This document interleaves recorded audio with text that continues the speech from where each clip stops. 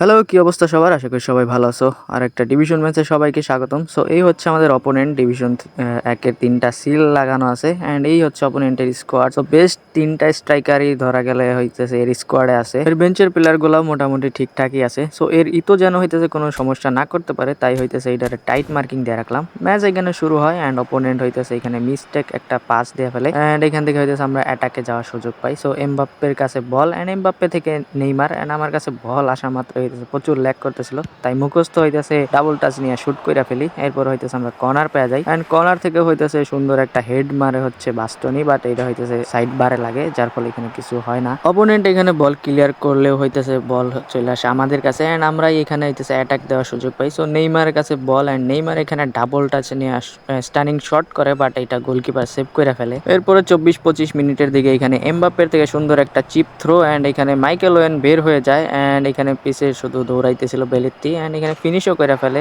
Michael when, যার ফলে আমরা হইতেছে 24-25 মিনিটেই 1-0 গোলের লিডে চলে যায়। এরপরে আবারও হইতেছে বেলিংহাম, ওয়েন আর এমবাপ্পে সুন্দর 1-2 করে এমবাপ্পে বের হয়ে যায় এন্ড দুর্দান্ত একটা ফিনিশিংও করে ফেলে, যার ফলে হইতেছে আমরা 36 মিনিটেই 2-0 গোলের লিডে চলে যাই। প্রথম হাফ আমরা শেষ করতে পারি 2-0 গোলে। এরপরে সেকেন্ড হাফে সুন্দর একটা চান্স পেয়ে যায় মাইকেল ওয়েন, কিন্তু এখানে হইতেছে এবার হইতেছে বেলেত্তি ট্যাকেল দিয়ে ফেলে, যার ফলে এখানে শুটটা নিতে পারে না। এরপরে এমবাপ্পে ভাই এখানে সুন্দর একটা চান্স পেয়ে যায় and double touch and shoot, কিন্তু এখানে গোল হয় না, গোলকিপার সেভ করে ফেলে এন্ড এই ম্যাচ শেষ হয় 2-0 গোলে। এই ম্যাচ আর কোনো গোল টোল হয় না। সেকেন্ড ম্যাচ এখানে অপোনেন্ট ডিভিশন 2 এর এন্ড এই হইতেছে অপোনেন্ট স্কোয়াডের হইতেছে স্ট্রাইকিং পজিশনে আছে জালাতন ভাই এন্ড দেখে মনে হইলো স্কোয়াড নতুন আইডি খুলছে হয়তো। তো যাই হোক, ম্যাচ এখানে শুরু হয় এন্ড আমাদের কিক অফ এন্ড আমরা এখানে একটা মিস পাস করে ফেলি। অপোনেন্ট এখানে অ্যাটাক করার সুযোগ পায়, কিন্তু অপোনেন্টের এই অ্যাটাক খুব বেশি ভালো হয় না, যার ফলে আমরাই উল্টা অ্যাটাক দেওয়ার সুযোগ পাই এখানে। এন্ড নেইমারের সাইড থেকে এখানে অ্যাটাকে যাওয়ার চেষ্টা এন্ড বাতিস্তুতা থেকে আবারও নেইমার এখানে অ্যাক্সেলারেশন ব্রাশ স্কিল দিয়ে সুন্দরভাবে হাকিমিকে বিট করে আগাচ্ছিল এন্ড সুন্দর একটা থ্রো বল